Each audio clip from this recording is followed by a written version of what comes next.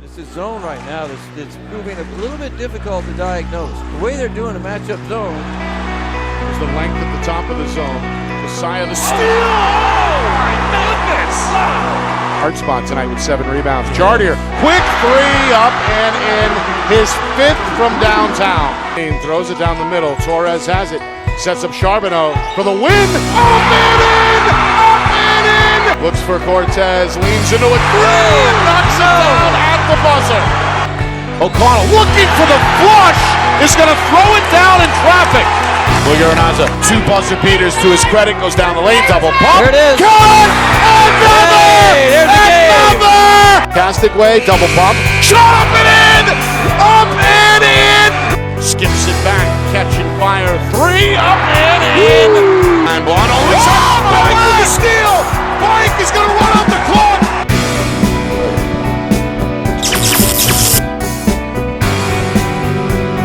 Well, hello everyone, and welcome here to Rochester. Nick Anastas, Justin Gorham, getting set for the 2026 NHIAA Division I Boys Basketball Semifinal between top seed Portsmouth and Pinkerton. 2 teams that met not too long ago, final week of February. And that one shocked a lot of folks around the state. Previously undefeated Portsmouth suffering their first and what ended up being their only loss of the season, 83-75. Pinkerton goes into Portsmouth and gets it done. The Astros, they're the number 4 seed in the tournament despite a very successful 15-3 regular season. The winner goes on to Sunday's state championship game where they will face the Trinity Pioneers. As Trinity beat Bedford by a score of 60-46 on this floor earlier tonight. So Trinity awaits the winner of Pinkerton and Portsmouth. This one a rematch, as I mentioned, of a regular season contest in late February. And you know, I'm looking at them warm up, both teams, and we know how Pinkerton plays. We've seen them quite a few times, and we know how Portsmouth plays. Pinkerton likes to shoot a lot of threes. They like to run and get out and score as many points as they can. Portsmouth will take that. They can handle that. They have guys that can run up and down. They can rebound. It looks like, and I'm a little shocked to see this, we now have both Schwartz brothers out there playing tonight for Portsmouth. And I do believe I was told that the elder Schwartz was injured and was not going to be playing anymore. That would be Ryan Schwartz.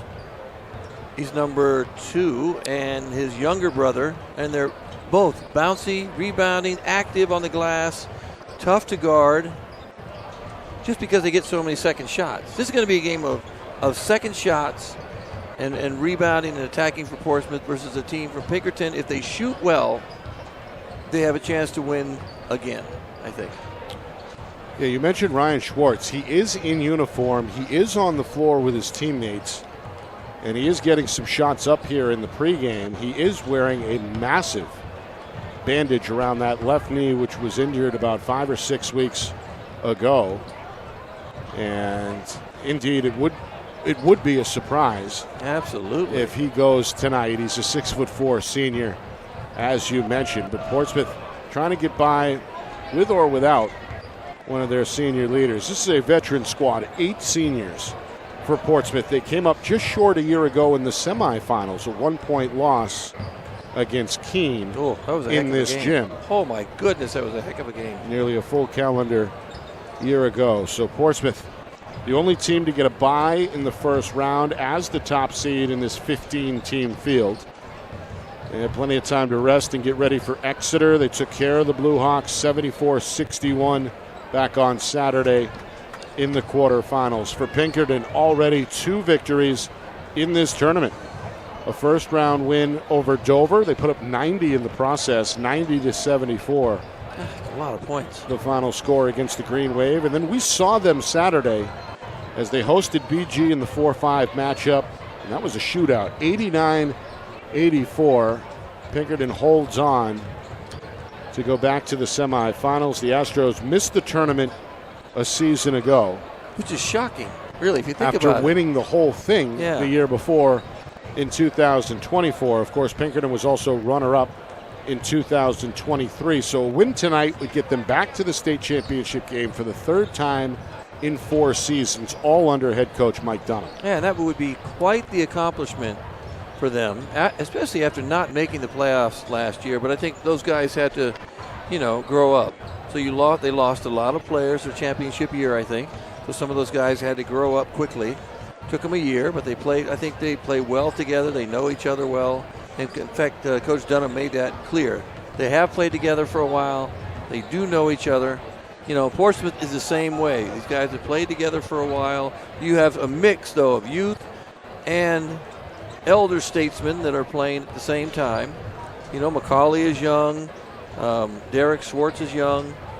So it should be interesting. These are kind of two different. The way these teams play are very different, but I think they can run up and down. We might see one of those games that's 85, 89, 85, 90, somewhere around there. That was leading into my next point. These are two of the rare teams that really feature probably 3 legitimate 20-point scorers apiece. Yes. I agree. Two of the rare teams that can legitimately make that claim. In fact, we've seen it throughout the season. We saw it most recently in the Astros case anyway. Pinkerton in the quarterfinals got, I think, 24 from Wilson Youssef, a game-high 30 from the sophomore Josh Venor, and Brady Sullivan gave them 20 points to go with 12 rebounds in that win over the Cardinals. And for Portsmouth, we all know about the Schwartz brothers. Derek, the sophomore, has been good all season. Ryan, when he's been healthy. Isaiah Reese is a good kind of floor manager, a general out there with the ball in his hands as the point guard, and he can fill it up when need be. And you mentioned Macaulay, another high-leaping sophomore who has had his moment. So firepower aplenty for both squads. You even get, what am I looking for here? And I want to make sure I get it right. Xavier Lampert comes off the bench. He's got some size. He's about 6'5", 6'6". He comes off the bench. He'll hit threes. Spot up in the corner, but he also rebounds well too. I would consider him a big, and a big who can shoot. So we see that a lot more now. Bigs that can shoot, put the ball on the floor and go to the basket. Now, if you're about 6'5", 6'6" in high school, you better be able to do that. And I think we're seeing a little bit more of that here, especially in New Hampshire. Meanwhile, the crowd continues to fill out. It's one of the larger gymnasiums on the Seacoast here, the James Foley Memorial Center here in Rochester, formerly the Civic Center. It's right in downtown Rochester. It's the second straight season that the folks here have been courteous enough to host this semifinal event. Earlier tonight, Trinity beat Bedford 60-46 behind a strong second half by the Pioneers. First state championship appearance for Trinity since they won it all back in 2022. And most of the Bedford and Trinity fans have now vacated the gym. The far side, it looks like, is dominated by Pinkerton, and the near side of the stands is filled by Portsmouth supporters. So we are anticipating a healthy back and forth between the two fan bases. Allowed. This could be the time. It may be illegal. I said this before. We might get a We Got Spirit. I don't know if we do. I want a We Got Spirit. How about you? We may not get that. I don't know if you can do it anymore. I want to bring it back if I can. Can we bring it back? On a serious tip, quickly before we send things down to the floor, keys both ways. What do we watch for tonight? Well, if you are Portsmouth, you don't want to let Pinkerton get out and just start hitting threes early. You got to make them go to the basket, make them drive, make them work a little bit harder to get those open looks. That's what they like to do, and run, and don't turn the ball over. If you're Portsmouth, right, you attack inside and rely on those bouncy big men you have just to get easy 2-footers in around the paint, because again, Pinkerton lacks size inside. I mean, Brady Sullivan's stuff inside is used, can get in there and bang around a little bit, but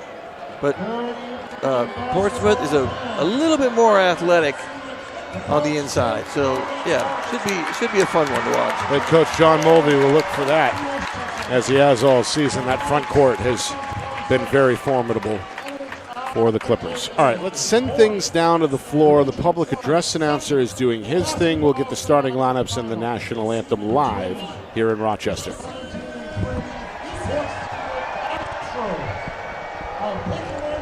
High School.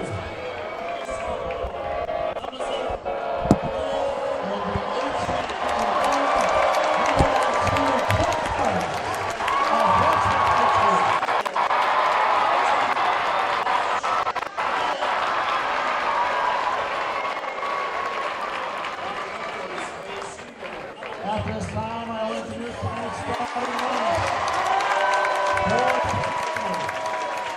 A senior, number 1, Wilson Youssef. For Portsmouth, a sophomore, number 0, Pinkerton.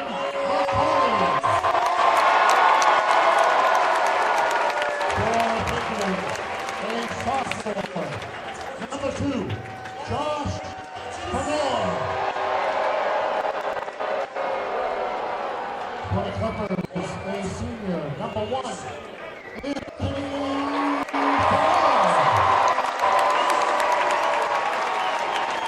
For the Astros, a senior, number 3, Pregame.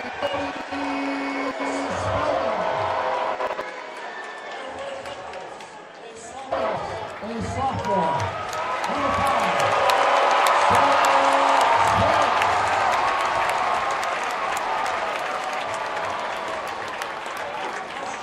the Astros are led by head coach Mike Dunham. His assistant coaches, Colin Walker and Grant Frohock. Manager for Pinkerton, Cooper Bernard. The Clippers are led by head coach John Mulvey. His assistant coaches, Brian Rogers, Dwayne Nepshield, and Chris Burns. The officials for tonight's game, this is Steve Burrows, Rick Deschard, and Bill Depkus. Our broadcast today, as it always is brought to you by Beals Insurance Agency, with locations now in both Bedford and Londonderry. Whether you need home, auto, or business insurance, Beals Insurance will get you both the price and quality coverage that's right for you. Just call 603-471-9999 or visit BealsInsurance.com to request a free quote and start saving money today. Again, that's BealsInsurance.com. How can you reach your team's fundraising goals at no risk and no cost? MG Sports offers a variety of products to make your team's fundraiser a success. Their products include tickets and discount cards to hundreds of local businesses. MG Sports now has a digital platform where athletes can raise funds in the comfort and safety of their own home. So become another athletic program like Bedford, Goffstown, or Memorial that sets fundraising records every season. MG Sports, fundraising made easy. Visit mgsportsfundraising.com to start raising money for your team today.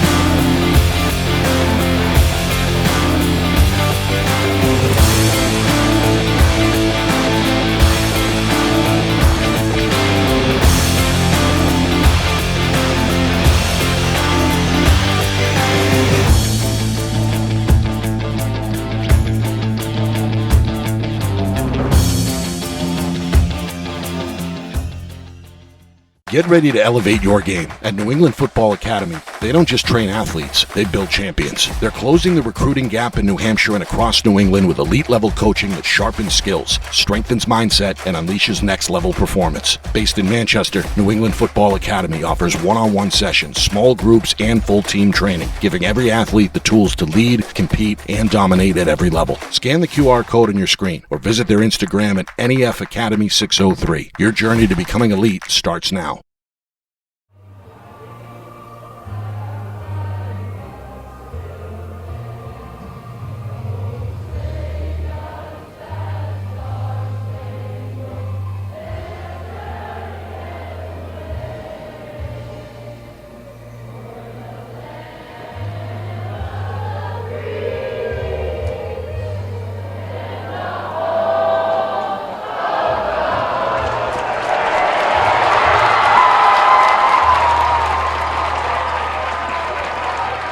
Well, you see the crowd's reaction to the national anthem as we get set for the game between Pinkerton and Portsmouth. Second semifinal of the night here in Rochester.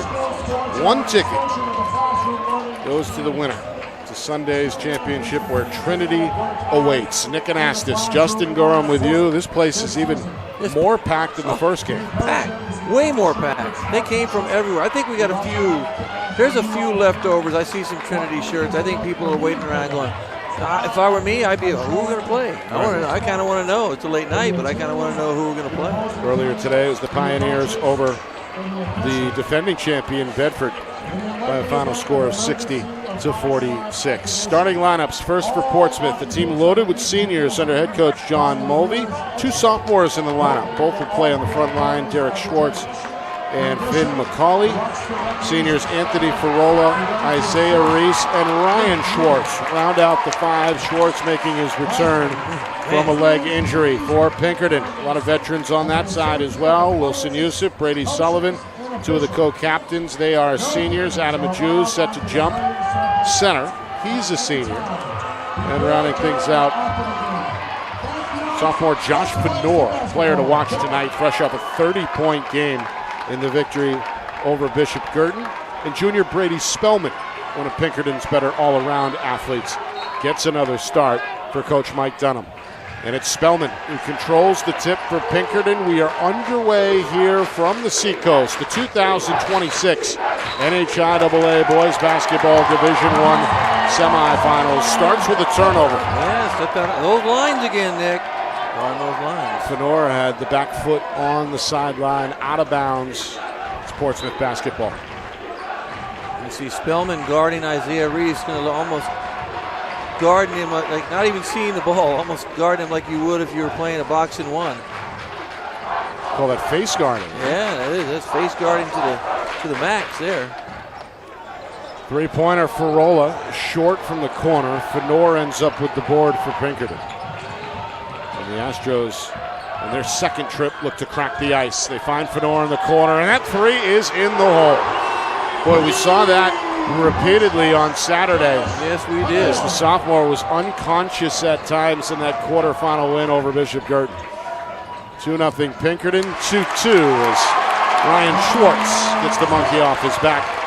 First basket in nearly 6 weeks of action. Yeah, and I was curious to see how he was moving, and it looks like he's moving pretty well. He jumped up. I don't know how long he's going to last. I don't know. Maybe he snuck in a couple minutes in the last game and getting basketball shape. But if you're out for a while, you can get winded really quick in the beginning, especially in a playoff game. Spellman for three. Right back.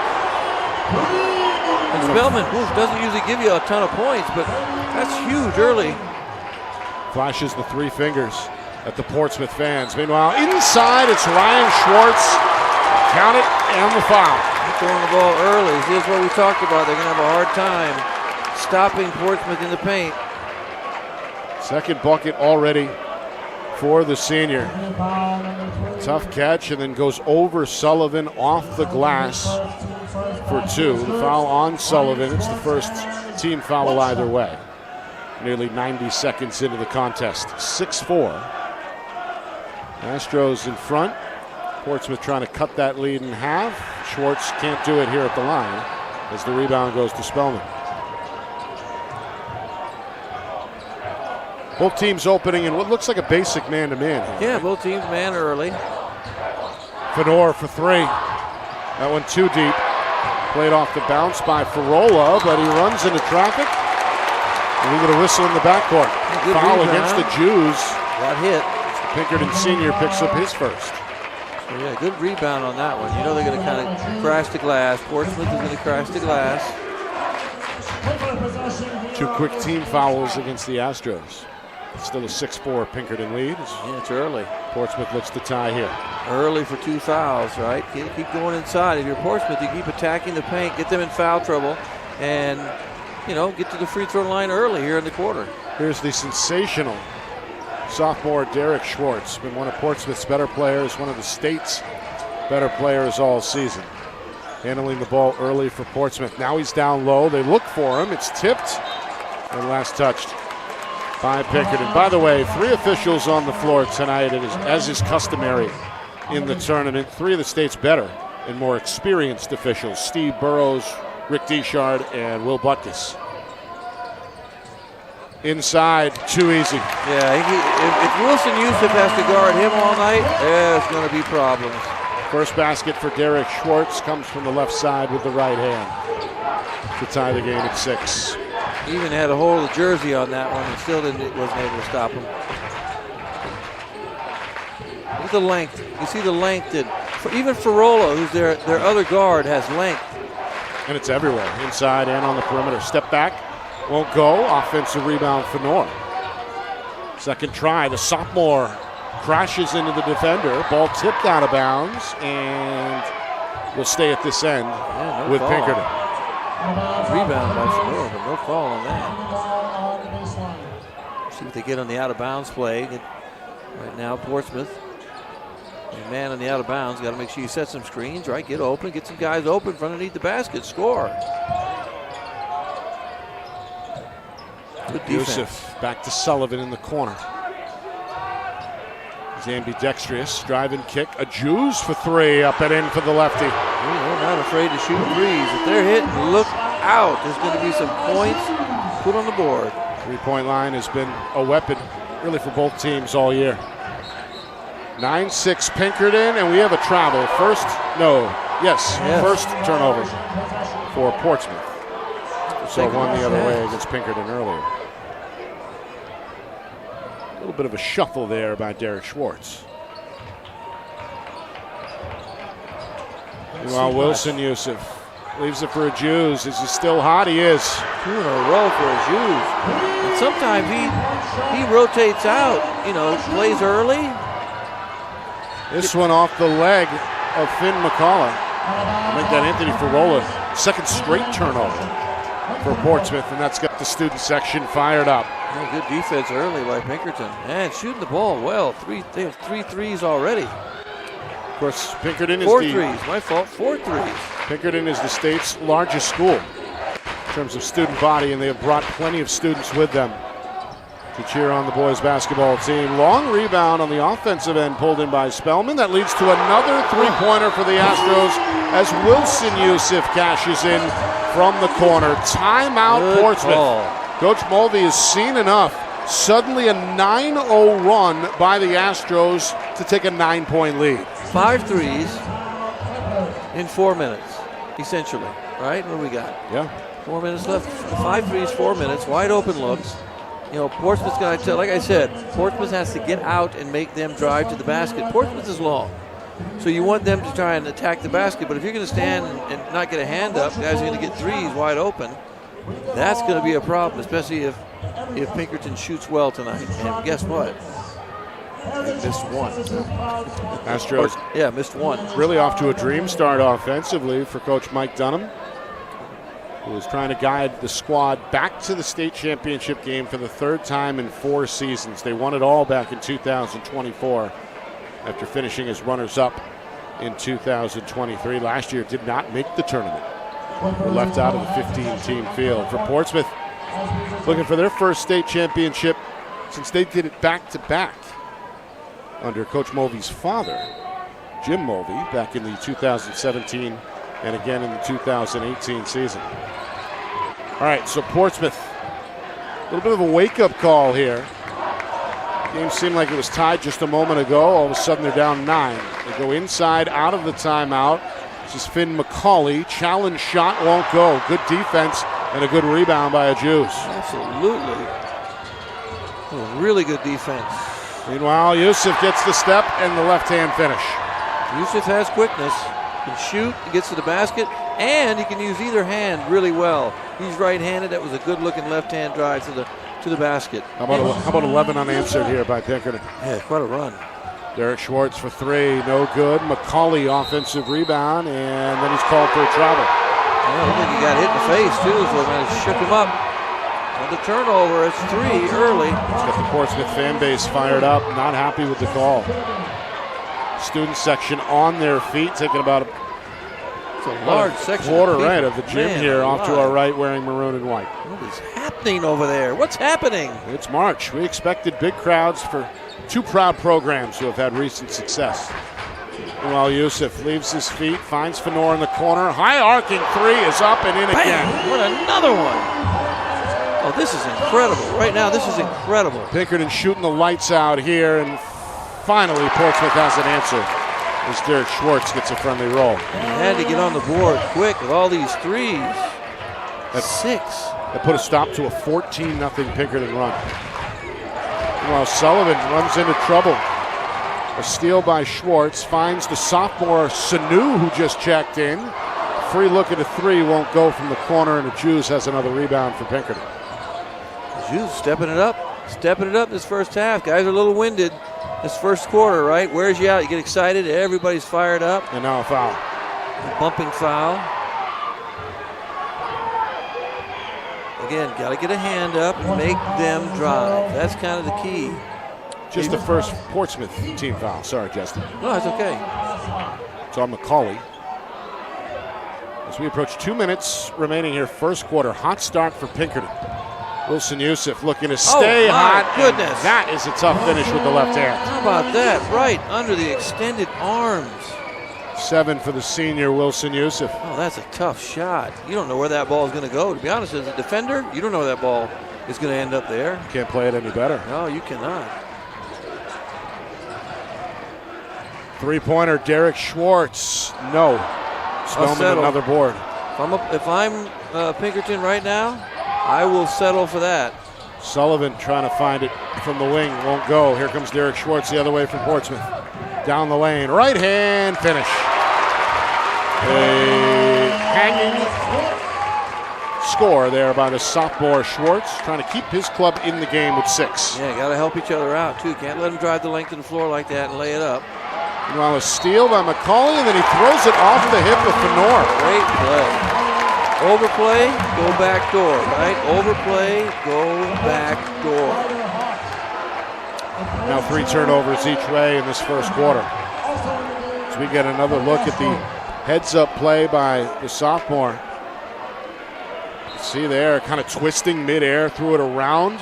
Yeah, that's tricky. His body and then off the hip of Fenor to Very get the call. Tricky.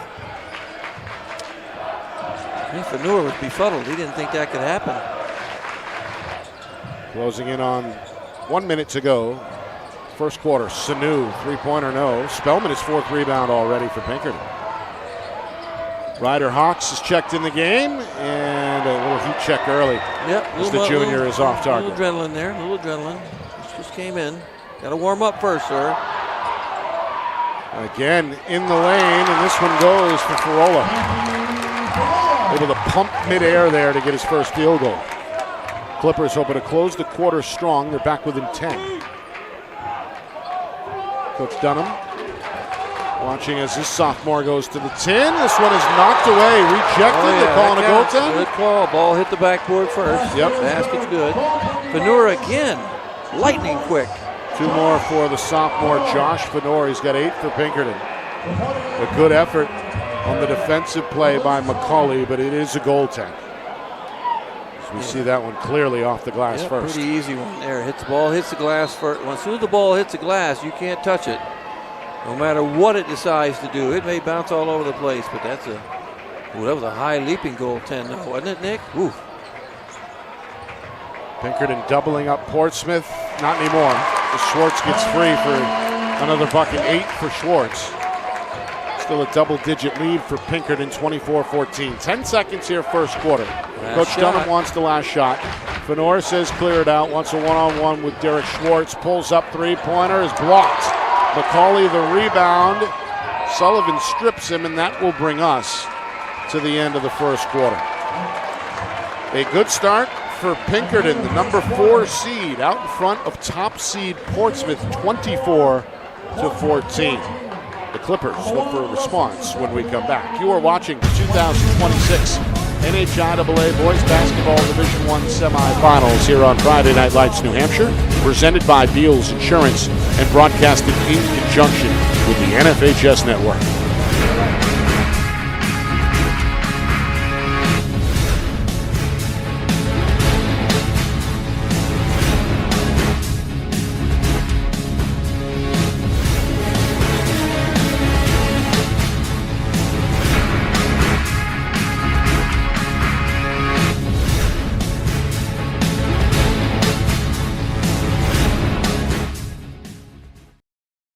broadcast today, as it always is brought to you by Beals Insurance Agency, with locations now in both Bedford and Londonderry. Whether you need home, auto, or business insurance, Beals Insurance will get you both the price and quality coverage that's right for you. Just call 603-471-9999 or visit BealsInsurance.com to request a free quote and start saving money today. Again, that's BealsInsurance.com.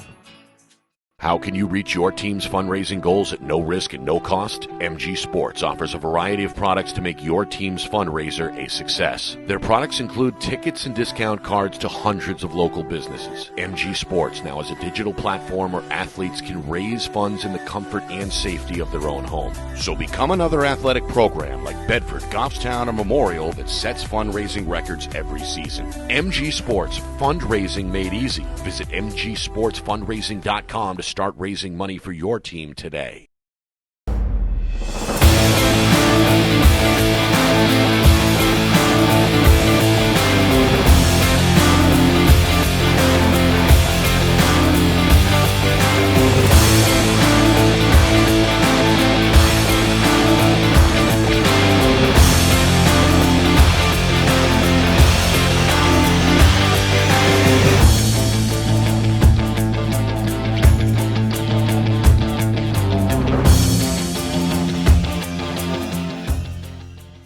Get ready to elevate your game. At New England Football Academy, they don't just train athletes, they build champions. They're closing the recruiting gap in New Hampshire and across New England with elite-level coaching that sharpens skills, strengthens mindset, and unleashes next-level performance. Based in Manchester, New England Football Academy offers one-on-one sessions, small groups, and full-team training, giving every athlete the tools to lead, compete, and dominate at every level. Scan the QR code on your screen or visit their Instagram at NEF Academy 603. Your journey to becoming elite starts now. Start of the second quarter, the top seed Portsmouth with work to do, and they get another 3. This one from Derek Schwartz. He's got 11, trying to keep his team in the game. Portsmouth still trails 24-17. Pinkerton led by as many as 14 after a 14-0 run.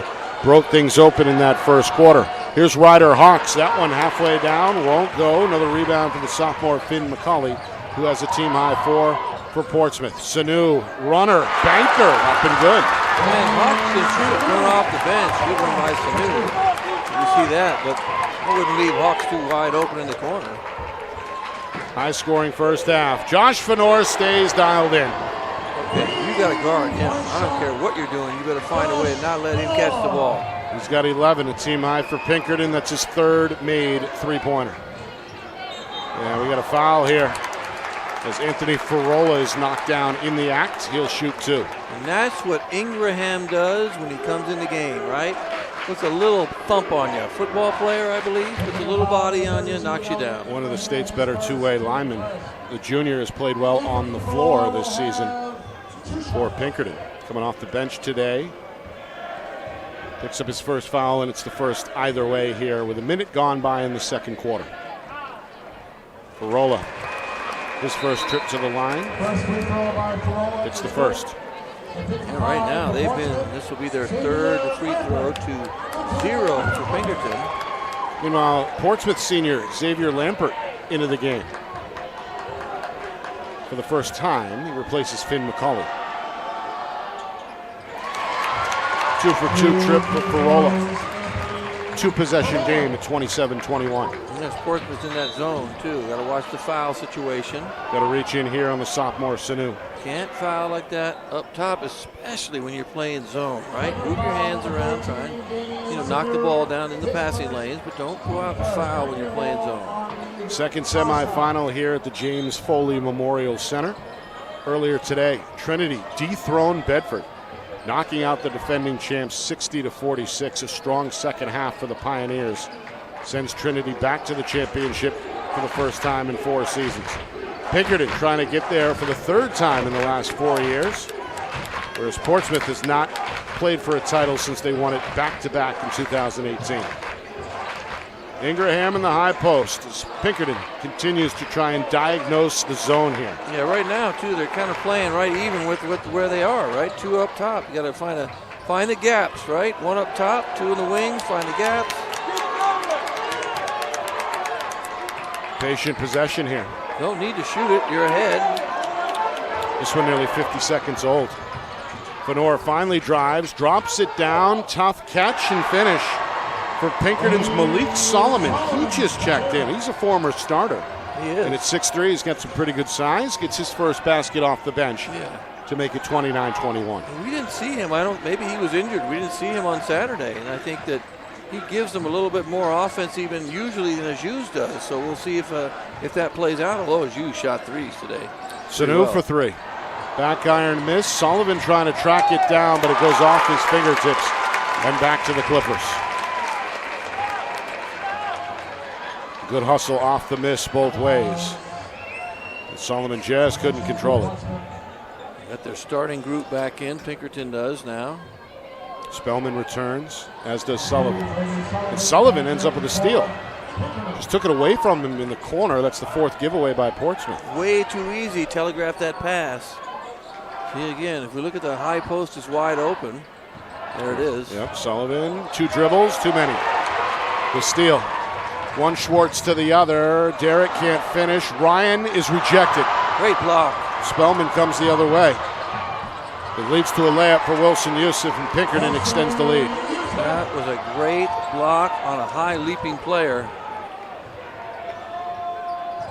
Sure was. Seen some good defensive plays in this first half. Just over 3 minutes gone by, second quarter. Pinkerton with a 10-point lead. Sanu tiptoes the baseline with the left-hand dribble, retreats to the corner, and now pulls it back out. Ryan Schwartz up top. Farola attacks. Pull up 14-footer. Anything you get from Farola, too, is a bonus. He's got 6 here in the first half. It's his second field goal. 31-23.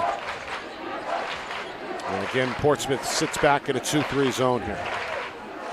Sullivan, one dribble, long two, no good. Weak side rebound, Derek Schwartz. Look at a push. Sanu attacks. Banker, no. Loose under the basket, out of bounds, and the official, Rick Deschard, says last touch by Pinkerton. Good play. Looked like Ajuz might have knocked that one out. Good play. Good call. Meanwhile, Finn McCauley has hit the glass hard in this first half. Returns for Portsmouth, replacing Ryan Schwartz.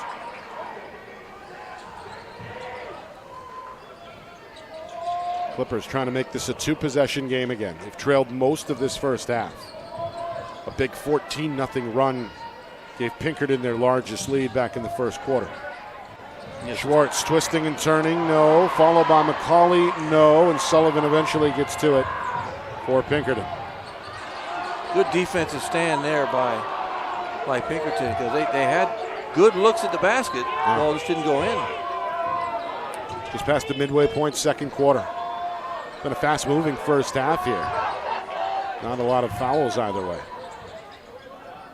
Pinkerton playing this possession patiently, and it results in three. Straight away three for Brady Spellman. The junior knocks down his second three-pointer. He doesn't often look for his shot either. He is looking tonight. They're giving it to him, but he's looking. The lead is back to 11. And this one poked away, but a foul against Fenor, and the sophomore in some disbelief. Picking up the foul from behind. Coach Dunham says, relax. It's only the team's second, the first against Fenor. Again, he may not have even touched him, but that's a 9 times out of 10 foul. Officials just, you know what, don't reach for him like that. Because he does have quick hands, too. And sometimes if you do it right, you can knock it away without fouling. Meanwhile, Coach Mulvey goes to the bench. Jacob Mead, a sharpshooter, one of the 8 Portsmouth seniors, gets his first playing time. Derek Schwartz, an easy one there off the inbound. He's doing his job. He's got 13 here. Yeah, his team's still down big, 34-25. Yeah, he's doing it all. Everything he can. Fenor for three. Too deep from straight away. So tapped twice by Mead before it ends up with Schwartz. Portsmouth gets the stop they want it. Now they want a bucket. Schwartz down the lane, hangs, no. And rolls off the iron before Sullivan gets to it for the Astros. They wanted a foul. Didn't see much contact there. Spellman has Fenor to his right. Three-pointer. It's no good. Too strong from the wing. Reese on a pinch-down rebound has it for Portsmouth. The senior goes down the lane. Attacks. Can't get it. Ball poked off the rim. Derek Schwartz, second try. Teardrop, no. Off the iron twice. Schwartz, a third effort. No. McCauley, yes. Hard work there collectively results in a basket. And now we have a timeout from Coach Dunham as Portsmouth tries to claw their way back into the game. 34-27 here with just outside of 2 minutes remaining in this first half. And, okay, so Pinkerton has gone a little cold from three because that's kind of where their bread and butter has been so far. And they've been phenomenal hitting those shots early. But what do we say about Portsmouth and how they play? They are second chance shots. If they miss shots, they go after it, and they get another one, and they get another one, and they just keep bouncing around, and they don't quit.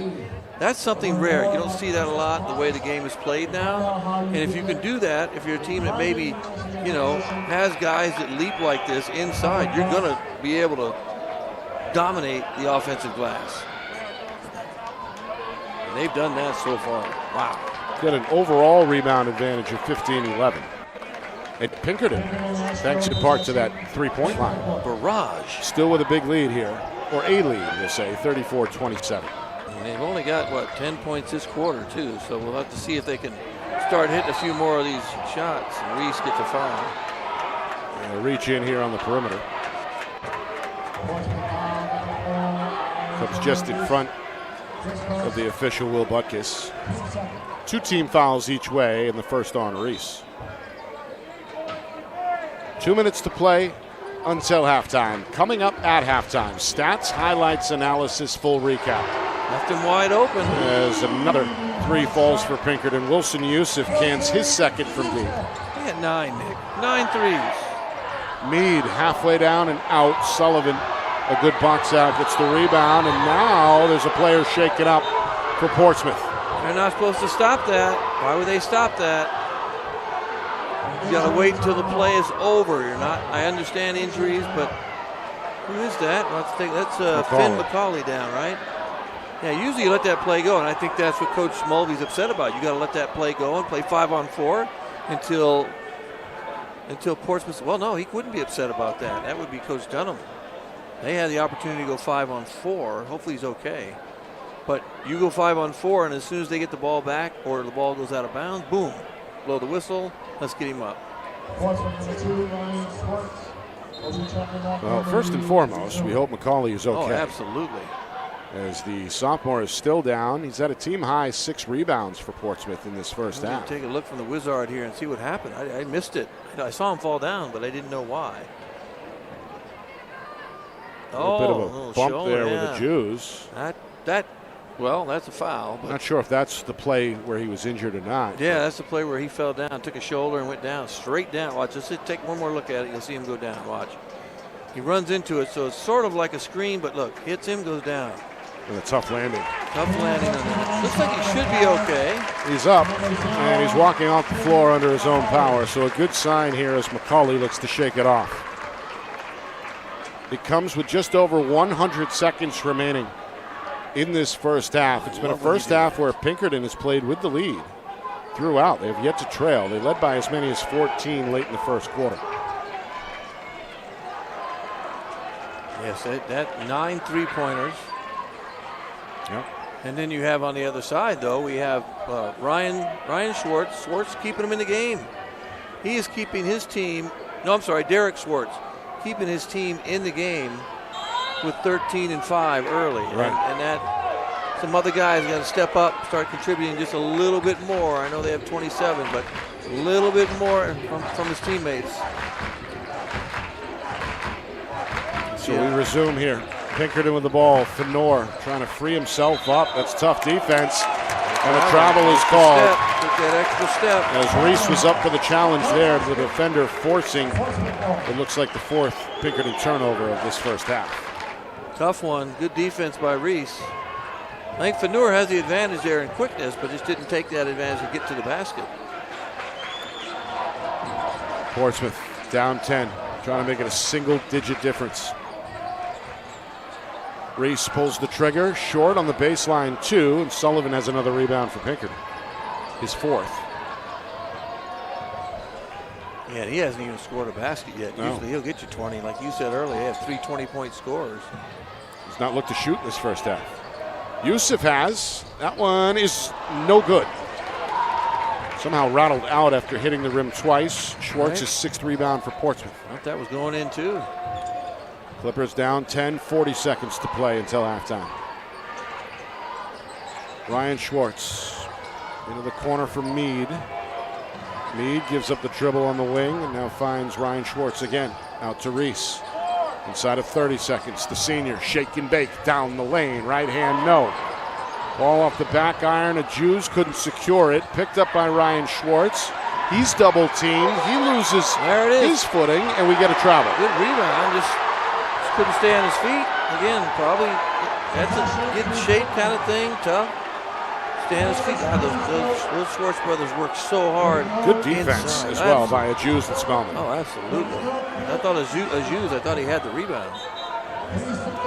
All right, so it looks like Pinkerton set to play for the final shot here with a 10-point lead on the board, 37-27. Got to go now.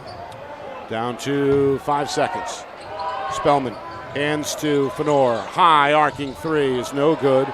Schwartz a soaring rebound, and that will bring us to halftime. Pinkerton, the number 4 seed, the only team to beat Portsmouth this year. Halfway home to doing it again. 37-27, Pinkerton out in front at halftime. Mike Dunham must be pleased with how his Astros have looked through 16 minutes. Yeah, I think so. I mean, they played pretty close. I think they were, dead even that half, 13-13 right in that quarter. That quarter. So, they came out with that barrage of three-point shots and got so far ahead, and that means Portsmouth has to kind of climb back in, right? So that takes a lot out of you trying to climb back in. So Pinkerton's job, I think, was done to get that lead early, keep it 10-point lead, did what they were supposed to do and played how they normally like to play. 9 threes. Wow, 9 threes and a half. We've not seen this many threes and a half. Like normally these games we've seen this year, the three-pointer, I think, 3 overall have been down. We haven't seen quite as many teams just fire them off. But Pinkerton, they're that team. Yeah. Coming up, full recap, stats, highlights, analysis, and a recap of the other semifinal earlier tonight between Trinity and Bedford. A lot to discuss in just a few minutes. Halftime, Pinkerton 37, Portsmouth 27. You are watching the 2026 NHIAA Boys Basketball Division I Semifinals right here on Friday Night Lights, New Hampshire, presented by Beals Insurance, broadcasted in conjunction with the NFHS Network.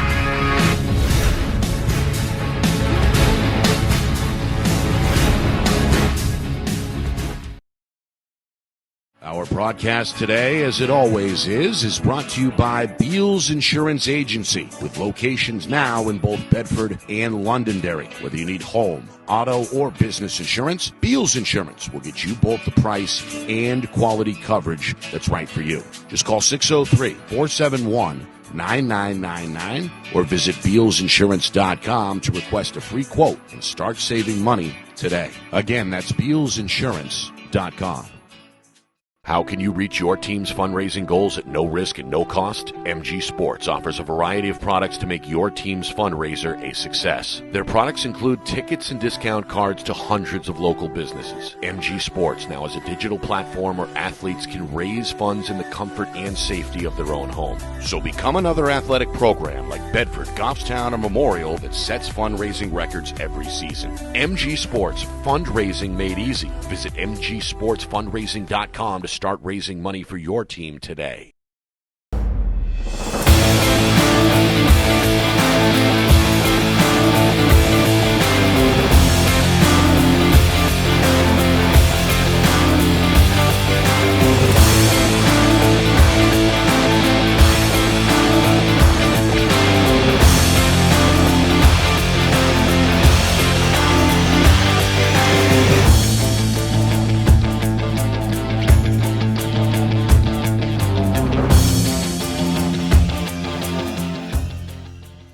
Get ready to elevate your game. At New England Football Academy, they don't just train athletes, they build champions. They're closing the recruiting gap in New Hampshire and across New England with elite-level coaching that sharpens skills, strengthens mindset, and unleashes next-level performance. Based in Manchester, New England Football Academy offers one-on-one sessions, small groups, and full-team training, giving every athlete the tools to lead, compete, and dominate at every level. Scan the QR code on your screen or visit their Instagram at NEF Academy 603. Your journey to becoming elite starts now. Halftime here on the Seacoast, where Pinkerton leads top seed Portsmouth by a score of 37-27 as we get set for the third quarter in Rochester. Nick Anastas, Justin Gorham with you. Our coverage of the 2026 NHIAA Boys Basketball Division I Semifinals continues here on Friday Night Lights New Hampshire. We're broadcasting in conjunction with the NFHS network. A 14-0 run put Pinkerton in the pole position here at the midway point. That 14-zip stretch occurred about midway through the first quarter. A barrage of three-point shots by the Astros, a team that went 15-3 during the regular season and came into tonight winners of 6 straight. Wilson Yusuf, the senior, with a dozen at the break. He's the game's high scorer. Has had help from sophomore Josh Venor, who has 11. And again, the Astros nailed a combined 9 three-pointers in that first half. Derek Schwartz, the super sophomore for Portsmouth, has tried to keep them close. He has a game-high 13 points to go with 7 boards, but not enough, at least not through 16 minutes, as the Astros lead by 10. Not yet. Like we talked about earlier, you got to make sure you make them go to the basket, and you can't leave them open. Wide open threes are their bread and butter. That's what they like to do. And if they keep shooting like this and they get 7 or 8 more, Portsmouth is in big trouble going into the end of this game, the second half of this game. Both teams kind of stuck with that man-to-man for a while. Then we saw a zone there from Portsmouth. What do you expect defensively in the second half? I mean, probably similar. I think the zone actually worked fairly well. It gave Pinkerton had to move the ball around more, had to take more time off the clock, and now that can benefit you or it can hurt you. Toward the end of the game, that's going to hurt Portsmouth. You're going to have to get out and play man and make some things happen. But right now, contain and just trying to, limit the number of three-point shots you're going to give up. That's kind of what that's what they do. And second chance points for for Portsmouth is what they do. And they've done a good job with that here in the first half. But second half, some other guys need to contribute, right? They need more contributions from the teammates. It can't be the Swartz show. One Swartz doing his thing. I know may the Swartz be with you, but we got to make sure that he gets some help from somebody else. Because there's other guys in this team that can help, right? They can help. There's some guys that can shoot, and should make for a pretty exciting, interesting second half the way these two teams are playing now. Well, Portsmouth did get some contributions from others, as we see 6 points for Anthony Ferrola and 6 rebounds for Finn McCauley, despite being shaken up there for a moment. He took a shot in the second quarter. And as we talked about, it's been Fenor and Yusuf really shouldering the load for Pinkerton. But how about Adam Ajuz, 6 points, and Brady Spellman, that's what I was 6 throw out. points. Spellman In that first half. And Spellman, 5 rebounds, too. Yes, you get 2 threes from Spellman. See, again, the unsung heroes, all of a sudden the guys just show up, right? They have it. Maybe they don't get a lot of points normally, and all of a sudden in a playoff game that's big, bang, they get 6 early, a bunch of rebounds, and do all kinds of stuff. And you go, whoa, where's that been? Well, guess what? We need it today. So I'm going to bring it today. So I don't normally give you this, but I'm going to give it to you today. Spellman's an interesting case. He's one of the state's better football He's players. strong. You look at him. As a running back. Strong. Started this season as a reserve, worked his way into the starting lineup.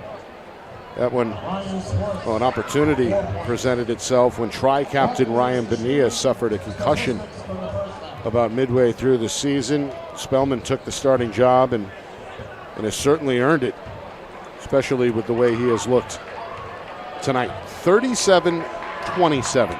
Pinkerton a 10-point lead. The Astros, of course, were the only team to beat Portsmouth during the regular season. Clippers, they were 16-0 before that first and only loss on February the 21st, just a few weeks back. So can Pinkerton do it again? Astros looking to get to the state championship game for the third time in 4 seasons. Portsmouth looking to get back to the promised land since they won it all back in 2018.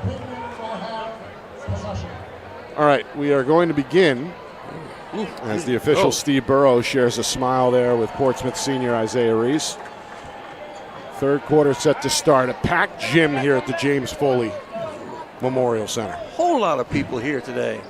One of the larger crowds we have seen all season anywhere. I mean, our last game, we didn't even get to that this half. How great our last game was. The crowd was into that, and you know, we got that Trinity victory, basically an upset win over Bedford. So, I mean, what are we looking at here? Great. Well, we see a Jews flash free in the high post and then finish with a left-hand layup. You know, his contributions, too, offensively, are going to be huge today. Ryan Schwartz, inside out, three-pointer from the corner for Farola is too strong, and a foul. Yeah, Yusuf had his hands, didn't box out, a little grabbing. Foul comes on the rebound attempt against the Pinkerton senior. First foul either way, 28 seconds into the second half. Although, not a bad foul. You don't want to give up an easy rebound basket either. Oh, he just took a shot. There it is. Now he goes down. See, that might be payback from the first half. He took a hard shot. Foul comes against Ryan Schwartz, who just dropped Wilson Yusuf there. He did. In front of the official. That might be payback from the first half of Jews knocking down Finn McCauley.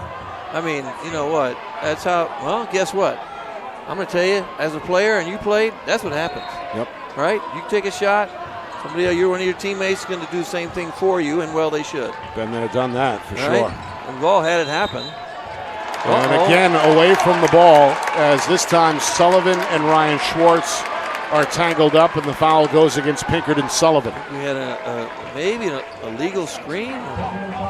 The senior pleading innocent. Right now they're tightening up on these because they don't want anybody to get hurt. Let's take a look. Maybe I still didn't see it. Did you see it? Was it a push-off? It was way away from the ball. Yeah, May have been off camera. Far it's the side. second foul against Sullivan, and the ball goes back to Portsmouth.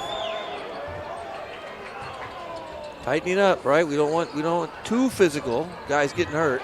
Schwartz, no, trying to follow his own miss. The ball is batted out of bounds, and last touch by the Astros. You got to keep him. You know, Coach Farmer said at the last game, at the Trinity's victory, what was he going to work on in practice? What did he say? Box out drills. Right, and that's what you have to do to Portsmouth. You got to push them further away from the basket because they're so athletic and they jump so well. Race for three, can't get it. There's a good box out for Yusuf. Absolutely, you got to keep them away from the basket so you get underneath and you push out. Venor, three-pointer. That one too deep. Sullivan's on the glass. Another rebound, his fifth. Second try maybe on the way here for the Astros. Sullivan, good ball fake, gets to the rim but leaves it short. Ryan Schwartz the other way. Farola slows it down on the baseline. Reese for three. Tipped and last touch by the offense, Pinkerton ball. Tough shot. Reese hadn't hit one yet. We saw him last year. He was huge in some of those games, getting, kind of creating his own shot. Meanwhile, again, bodies on the floor away from the ball. Jews and McCauley had their feet tangled. We play on. Watch the feet. And Yusuf will shake and bake, being shadowed there by McCauley, and back out to Sullivan. Astros by a dozen. They turn it over. Yeah, and those one-handed passes. Watch those one-handed passes.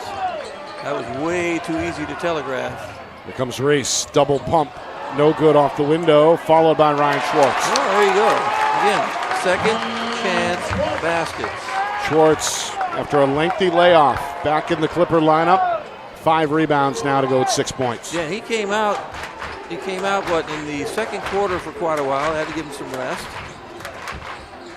which I get, right? If you haven't played in a long time, again, that adrenaline early gets you going, but then you kind of get worn out. Here's Fenor, a dangerous sophomore. Finds the Jews in the lane. Yusuf wants it on the wing. Now Sullivan attacks off the lefty dribble and is fouled near the iron. Oh, he got him that time. Brady Sullivan was not to be denied. He wanted some free throws that time. Very good slasher to put it on the deck with both hands, but it's not scored tonight.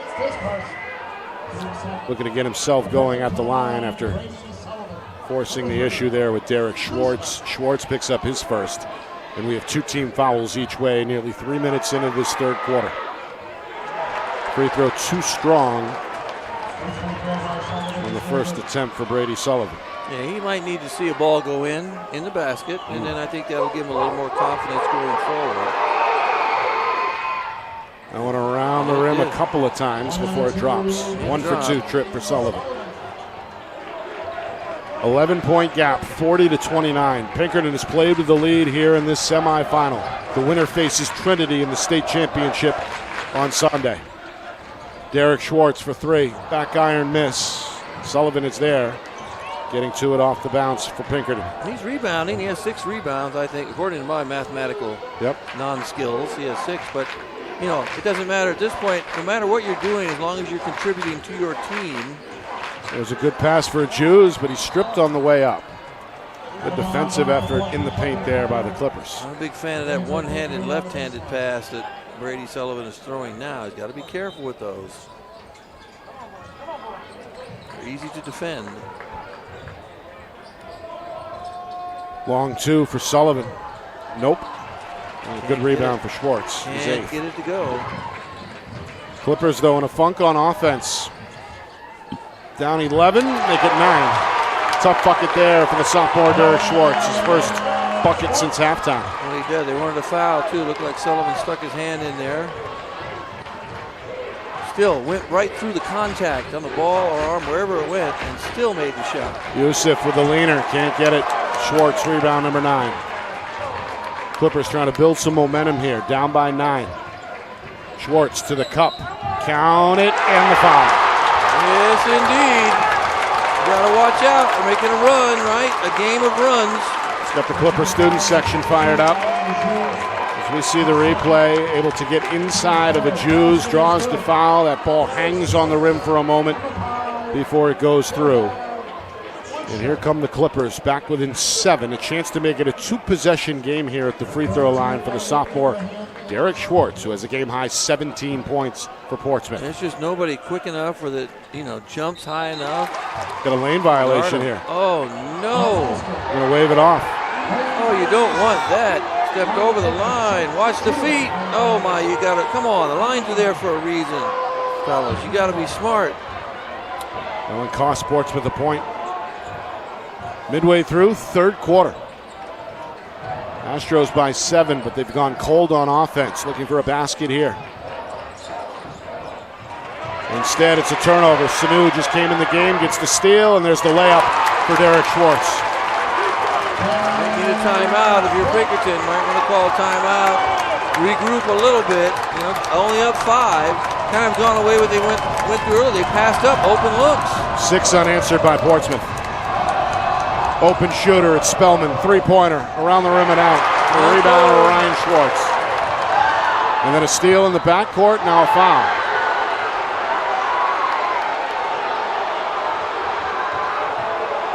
It's got both sides of the gym fired up.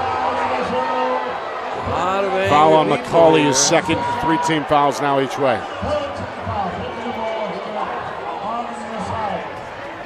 Angry folks, people get fired up. Passionate fan bases, 2 perennial contenders. 2 of the better programs statewide. Meanwhile, a foul as Fenor is knocked to the floor. Forcing the issue. You don't want those free throws come next time, right? We're at 3-3, so. That's team foul number 4. So you're right, the Clippers are up against the limit. That's the third on McCauley as well, so the sophomore has got to be careful. And here's a push on Ingraham on the inbound. The officials right on it. Oh, my goodness.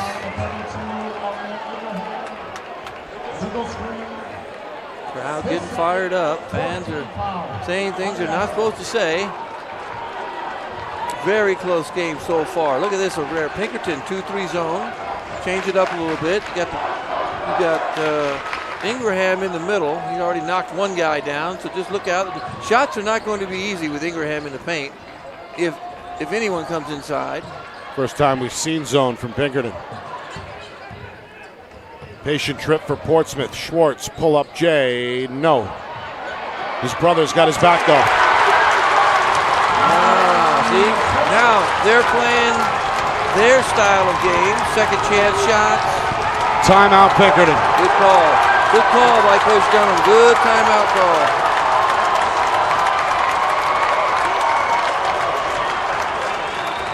An 8-0 run has got the Clipper fans on their feet. As we see here, the jump shot from Derek Schwartz, the follow by Ryan Schwartz. More second chance points for Portsmouth. Absolutely, and that's their game though, right? That's their game. Second chance point, rebounding, getting more and more shots. And you see what we have, Derek Schwartz with 9 rebounds, Ryan Schwartz with 5. That's kind of, that's how they win, right? That's how they win. And again, if you give them a 10-footer, a 5-footer near the basket somewhere, they're going to hit those shots. They just haven't shot very well outside.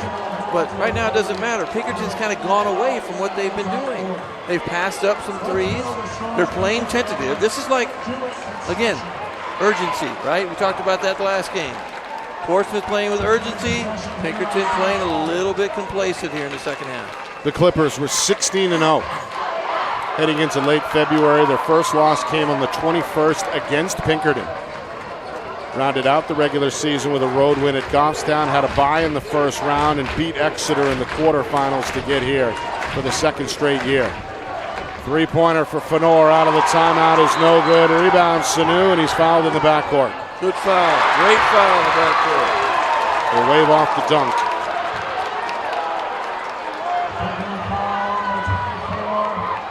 Foul against Spellman. Good rebound. So we should see, I believe, Sanu at the line here. I thought that was team foul number 5. Let's see. The officials are going to talk it over. And he should be shooting free throws, absolutely. yeah, Coach Mulvey right in the ear there of the official Steve Burrows. Coach Mulvey hoping to get the program back to the state championship for the first time since his father was the head coach, Jim Mulvey, back in 2018. The Clippers went back-to-back in 17 and 18. Last year, very close to making the championship game, but lost to Keene in the semis. First point tonight, first free throw for Damian Sanu.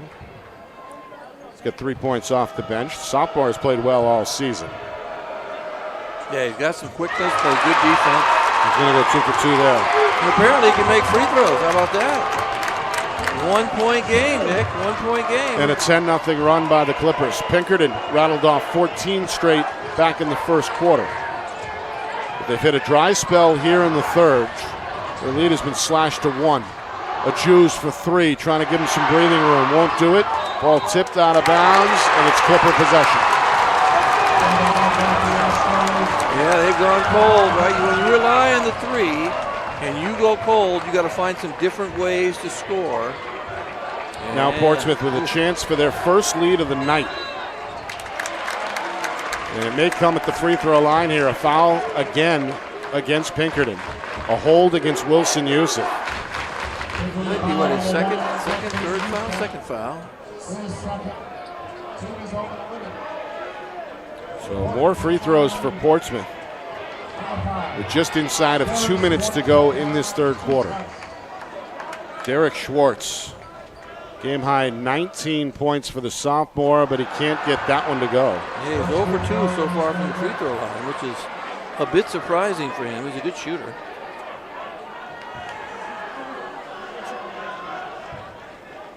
Chance to tie the game.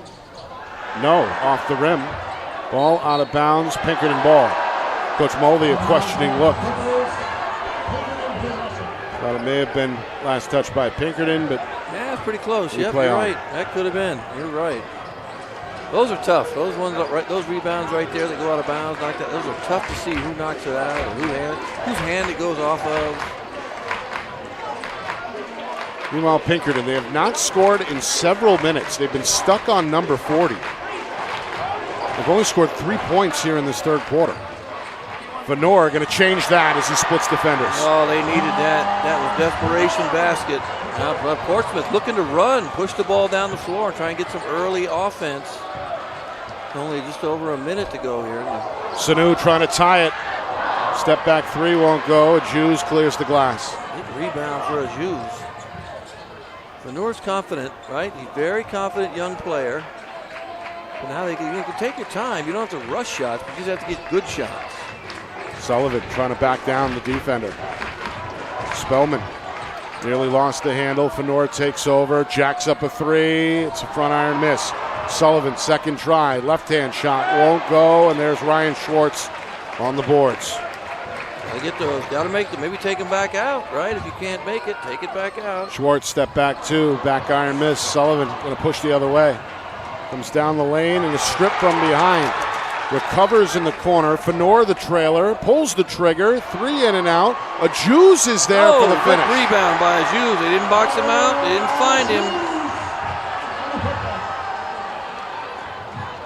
Down to 15 seconds. Sanu off the crossover, glides in for two. Well, he's been a breath of fresh air coming off the bench for them. 10 seconds. All 6 of his points in the third quarter. Get one more shot here. Pinkerton by 3 with the ball. Looking to beat the clock here. Got to hurry. Yusuf, a prayer, goes off the glass. No good, and that will do it for the third quarter. The plot thickens here in Rochester as the game tightens. Pinkerton with a 44-41 lead. Is it enough to hold and send the Astros back to the championship for the third time in 4 years? Or does Portsmouth, the top seed, come from behind for the victory? We find out next. Fourth quarter on the other side. You are watching the 2026 NHIAA Boys Basketball Semifinals. Right here on Friday Night Lights, New Hampshire, presented by Beals Insurance, broadcasted in conjunction with the NFHS Network.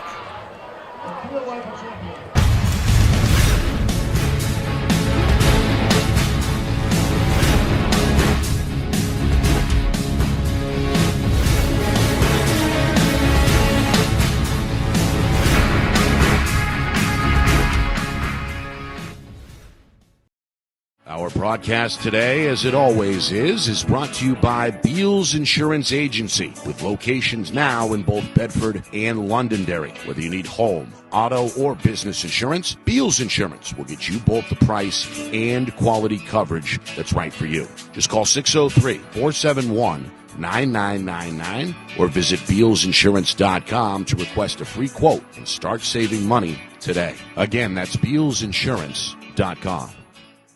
How can you reach your team's fundraising goals at no risk and no cost? MG Sports offers a variety of products to make your team's fundraiser a success. Their products include tickets and discount cards to hundreds of local businesses. MG Sports now has a digital platform where athletes can raise funds in the comfort and safety of their own home. So become another athletic program like Bedford, Goffstown, or Memorial that sets fundraising records every season. MG Sports, fundraising made easy. Visit mgsportsfundraising.com to start raising money for your team today.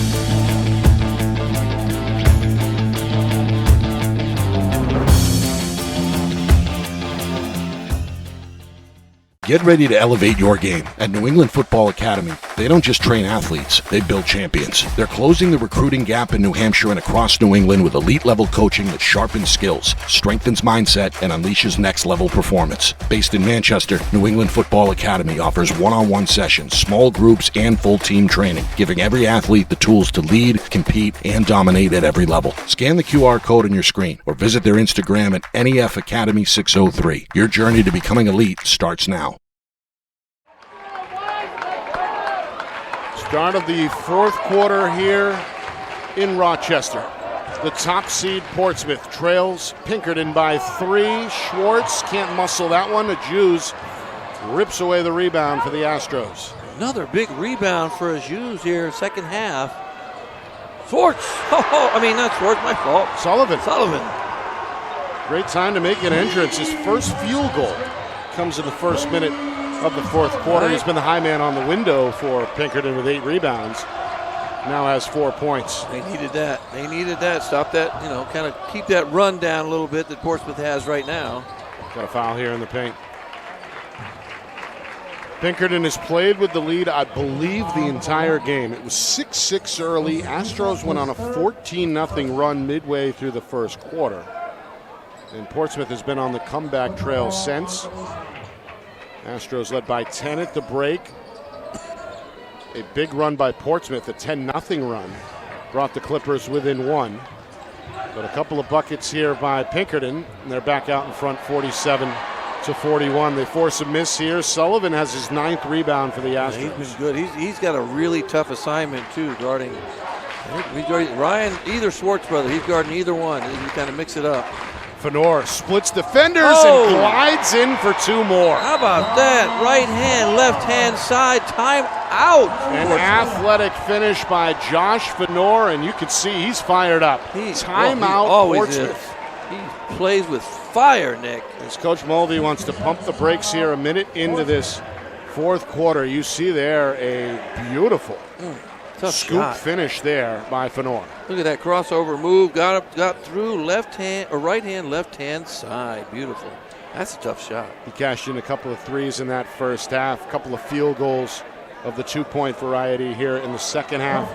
Add it all up. He's got 15 points. His teammate Wilson Yusuf is right behind him with 12. And on the other side, Derek Schwartz has scored 19 for the Clippers in an effort to keep the top seed in the game. But right now, things turning back Pinkerton's way as they lead by 8. They are. Keep an eye on the foul situation, though. Right now, Wilson Yusuf has 3 fouls.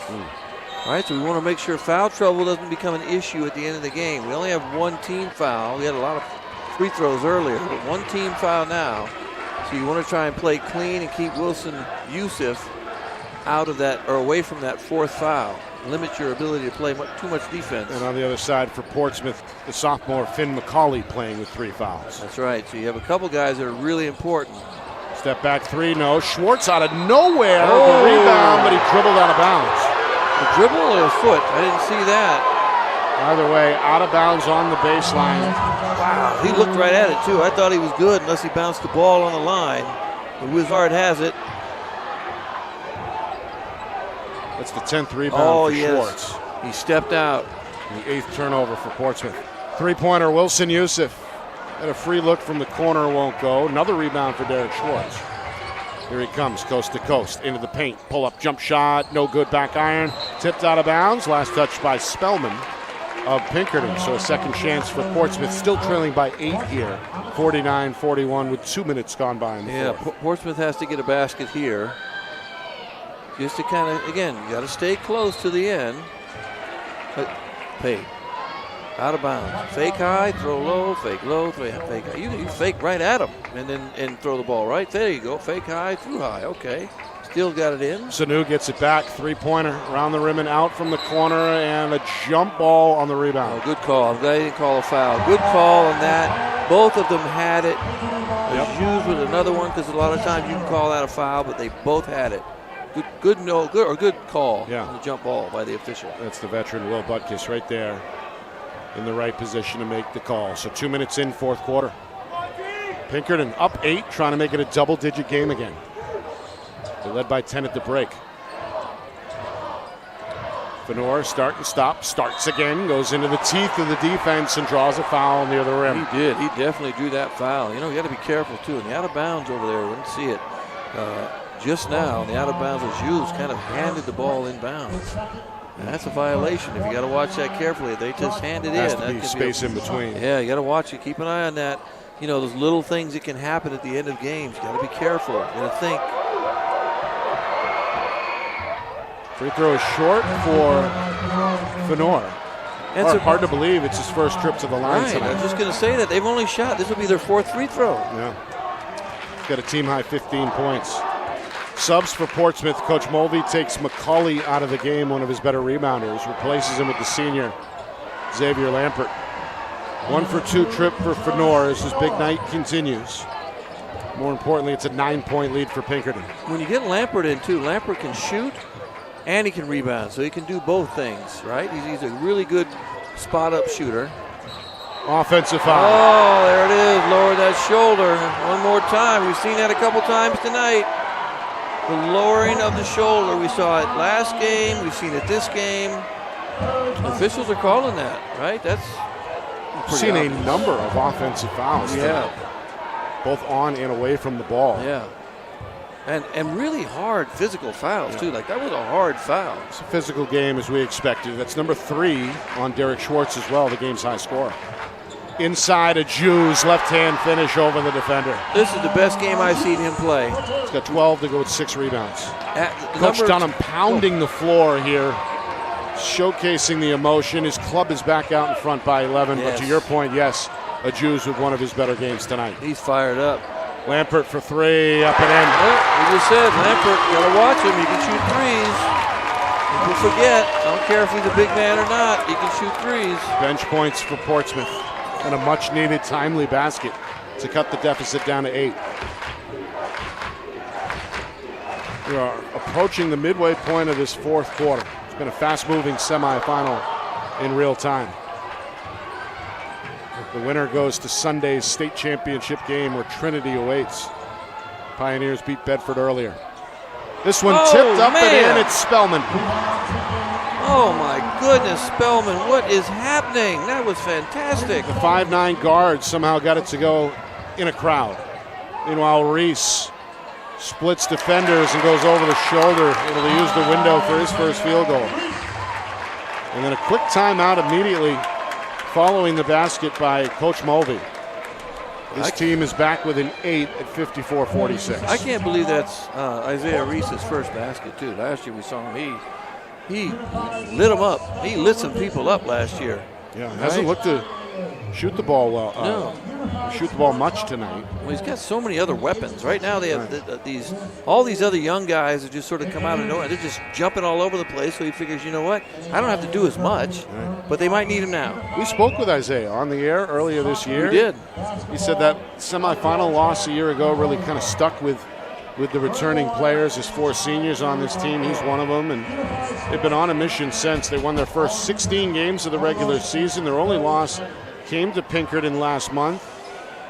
And the Astros trying to do it again here. They've led wire to wire. But right now, an 8-point game with just 4 minutes and change remaining. Yeah, when you look at this game on paper and what you've seen, like when we saw Portsmouth earlier, it almost looks like it is a matchup issue for Pinkerton. Size-wise and all that, and the bouncy rebounding of Portsmouth. Sullivan. Oh, man, good play. Elbow extension buries that. He's having a strong second half. He's been good on the glass, and now his points are coming as well with 6. Yeah, and you look at it, but again, the matchup situation looks to me like it favors Portsmouth. But yet Pinkerton, again, with that three-point shot and kind of spreading the floor and, getting to the basket, they're really taking advantage of their options here, or their opportunities. 2 team fouls each way. Spellman just picked up his second. Schwartz crashing, gets that to go and the foul. Big bucket for the big sophomore as he absorbs the contact on the left side and scores with the right hand. See, they're kind of leaned into Fenor to draw it. Fenor clearly moving. This is why I favor the zone on the out of bounds. It kind of cuts down on those hard cuts to the basket. 21 for Schwartz, but he's again, long on the free throw. He's 0 for 4 tonight at the stripe. Yeah, he just can't get a free throw to fall. And again, free throws in the playoffs. Oh, costly turnover by Pinkerton. Costly. Out of bounds? No, it was just I missed it. Did he travel?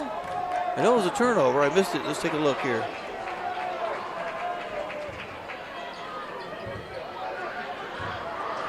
Travel. Travel on Wilson Yusuf. Okay. Meanwhile, Reese for 3. Misses from straight away. Fenor is fouled. Fouled and, that would be the third foul. So 3 and 3, 3 to 3 foul-wise. So we're not quite in the free throw situation yet. But no. If you look at Portsmouth now, they're pressing. Right? Let's see if they stay in it. 2-2-1, three-quarter court press. Yep. Trying to trap when the ball, probably as soon as the ball comes across half court. So it turns into it's a half court trap. The ball handler, Spellman, he goes up the middle with a bounce pass to Sullivan, who attacks but can't score with the left hand. McCauley, a good rebound for Portsmouth. That's Clippers trying to cash in. Reese on the gas pedal, and there's the follow by McCauley. Good follow. That could inspire. A two-hand dunk on the tip. And now a kick, I believe. Yes, a kick is the call. 3:07 to play. Two-possession game here. Oh, yeah, absolutely. Good play, though. Isaiah Reese going hard to the basket. Great follow. Got to box out. So 56-50. And after the kick ball, Pinkerton set to inbound at the head of the bench. And Pinkerton's handled their trap pretty well. The ball's just not going in. Fenor looking to score. Misfires there. McCauley is 9th board for Portsmouth, and then the Clippers give it right back. Their 9th turnover, am I right? Yep, 9 each way. We see there, Reese throws it a little behind Lampert, right in front of our cameraman, Matt Beals. Yeah, tough grab. Thought Matt was going to dive on that one, though. So look at the middle. Middle's open if they get the ball to the middle, but now the bounce pass hits the sideline. They got to throw the ball where they got to get to the open player right now.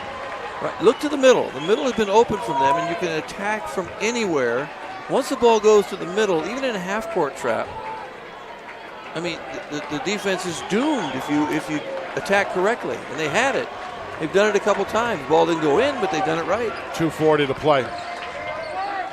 Pinkerton looking for a stop. They're up by 6. Schwartz can't connect in the lane. Another rebound for Fenor. Tough miss by Schwartz. He hasn't missed many of those today. No. Again, it's a zone trap from Portsmouth. Clock at 2:20. Into the corner, Sullivan looking to go by Lampert, trying to bank it with the right hand. Can't get it. Another rebound for McCauley. They just can't make those little 5-foot floaters. Reese looking to attack. No. Follow! Yes! McCauley again! One. Oh my goodness. McCauley over the top of everybody to make it a 4-point game. We're inside of 2 minutes, and Coach Dunham is going to call a timeout. How about that?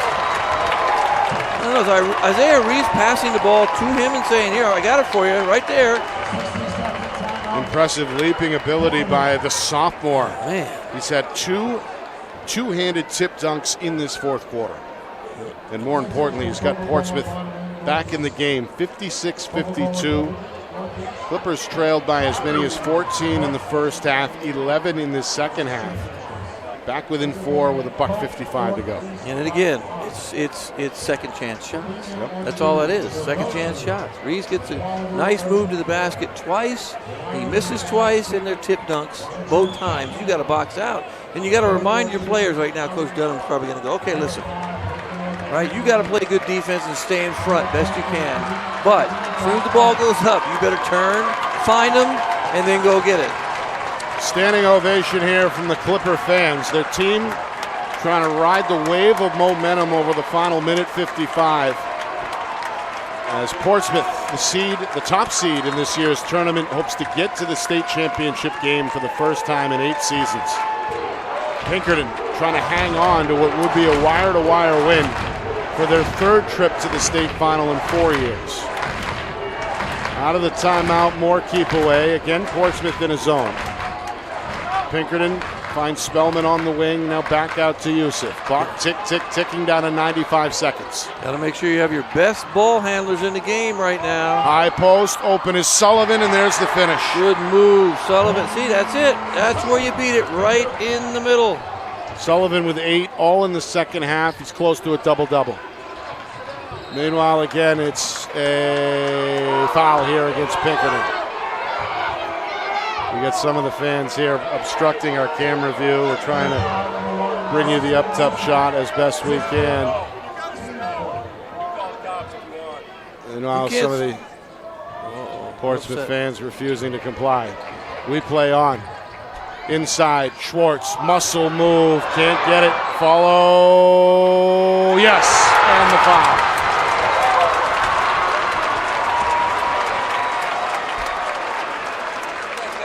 How about 23 points and 13 rebounds?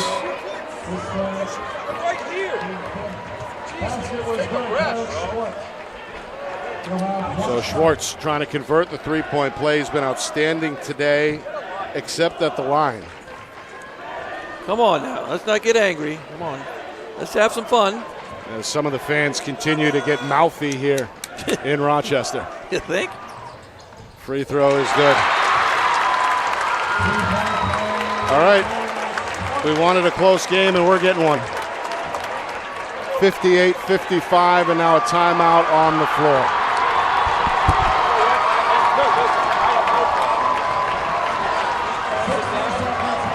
It's all relationships, right? If you scream at me, that's how. So a timeout with 1:10 remaining.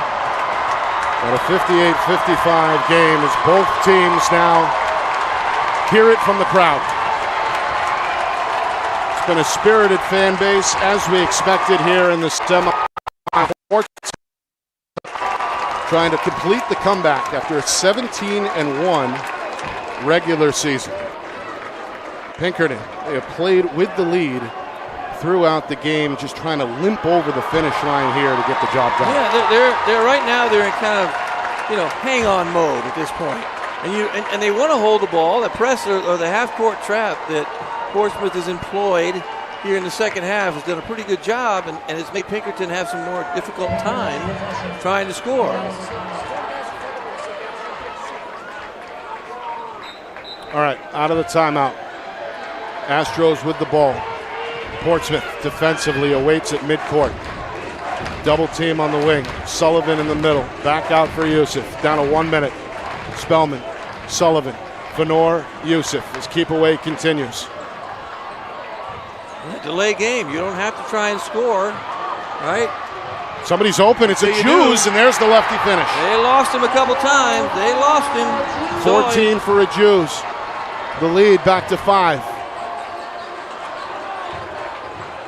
Clippers need a bucket. Down to 35 seconds. Too much dribbling. Reese inside. Ryan Schwartz. No. Too strong. Ball rolls out of bounds. Stays with Portsmouth with 28 seconds. Close. Thought that went off some feet.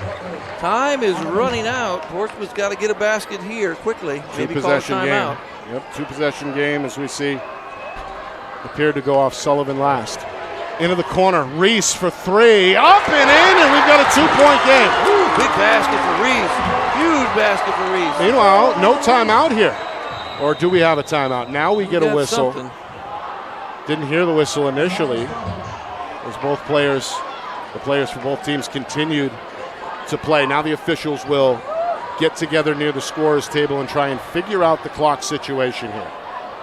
But a big 3 there from Isaiah Reese, who is only his second basket of the game, Nick. Saved his best stuff for down the stretch. He knocks that one down, and we've got a 60-58 contest here. Oh, they added time on the clock. Now we're at, what, 23.5? 23.5 showing 16. Now on the clock. But what do you do if you are, right now, if you are Portsmouth, are you going to try and just play defense to get the ball back, or are you going to foul and put them at the free throw line, right? One to give. So you're going to foul, let them dribble around a little bit, maybe and foul, but you got to keep an eye on that back end of the half-court trap. Lejeune is wide open in the back, so now we're going to go full court pressure. All right, get your best ball handlers in there. You got Fanur and Yusuf, who are good free throw shooters up top on the press break.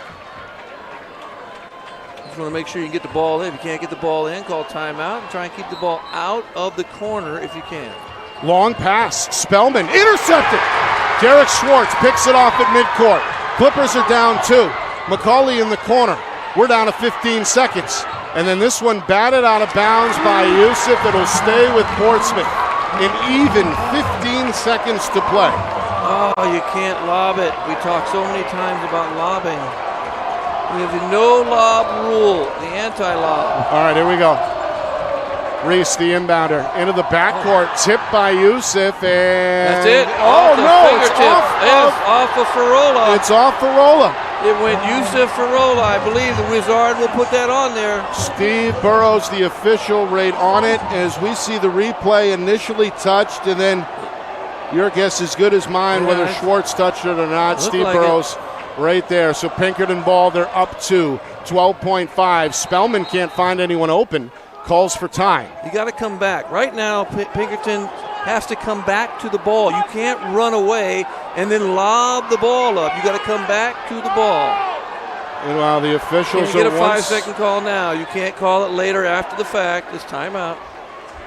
The official's going to huddle up anyway. Said who called the timeout, right? They're just trying to make sure. They want to make sure what's on the clock. Should still be 12-5. They're trying to say who called it. Well, let's see. Let me take a look. That's here. the official, Richard Deschard, in the middle of the mix there. Yeah, I think Spellman was taking the ball out, called timeout. Well, you can't do much with that. The problem is, too, right now, Pinkerton, if you watch on the out of bounds and you watch on the full court, they're running away from the ball instead of coming back. So maybe a back pick, attack the basket. You don't have to get a shot. But you got to screen each other and get open, and everything has to come forward. If you try and lob the ball into the backcourt, what happens? Steal. Right? We just saw that. Lob the ball over the top, steal. Another lob, steal. Let's go attack, bounce pass, hard chest pass, come back to the ball. Meanwhile, Portsmouth has one foul yet to give. Down by 2 with 12.5 as we see that controversial play from a moment ago. Yusuf, a great defensive effort, and then looked like Farola had a piece of it right there. Yep. Tip, right? It looked like tip to you? It did, but again, tough to tell. But I trust Steve Burrows. He's an NCAA he's a good ref. official. Right. These guys are good. The guys on here, they got the A team right here in the group. So if you get your A team, they're going to get most of the calls. They're going to miss a few. All right, here we go. Spellman out of the timeout, set to inbound. Pinkerton with the ball, up by 2, 12.5 seconds. Looking into the corner. Yusuf bobbles it. Last touch by the defender. Careful. It'll stay with Pinkerton. You see the reaction there from Farola, the defender. Bounced right off of Yusuf's chest, but I think, again, Farola got a piece of it and kind of punched it. Yeah, off of, looked like the left hand of Farola. Yeah. All right, so a Jews throws it in. Sullivan can't get the handle, and it's turned over to Portsmouth. With 10 seconds even, another big turnover here down the stretch. Man alive, you've got to be able to get the ball inbound. You've got to be able to get it inbound. See there, Sullivan never quite had it. Now Reese penetrates. Time winding down. He's blocked at the rim the other way, and it's all over. Pinkerton is going to hang on and survive. 60-58 as you see the reaction by the Astros celebrating with their fans. Tough look there for Reese at the end. A contested shot near the basket does not go. And the Astros survive a wire-to-wire win, knocking out top seed Portsmouth 60-58 here in the semifinals. That is a huge win. Matchups didn't favor Pinkerton, but man, they shot well. You hang on in the end. You get a great defensive play at the end too, right there. Huge defensive play. Then you get the ball, throw it down the floor, get it out of the way. Game over. So again, stepping up big in the end, really big. Wow, what a game. What a game. 2-point game in the end. Pinkerton, after leading by 14 in the first half, they set the tone early. They did. And they forced, as you mentioned, Justin, Portsmouth to exert a lot of energy in that come-from-behind effort. And in the end, they just run out of time. They did, and they kept the entire time they're trailing. So they're fighting back. Just couldn't get ahead. Right, that's hard to do when you get down by that many points, and they're just bombing away. So, and Pinkerton did not have a great second half. Their second half was just sort of, just hang on right there in hang on mode in the second half. But what an effort by two teams, though, to come down and for Portsmouth to make it that close in the end, to get it down to 2.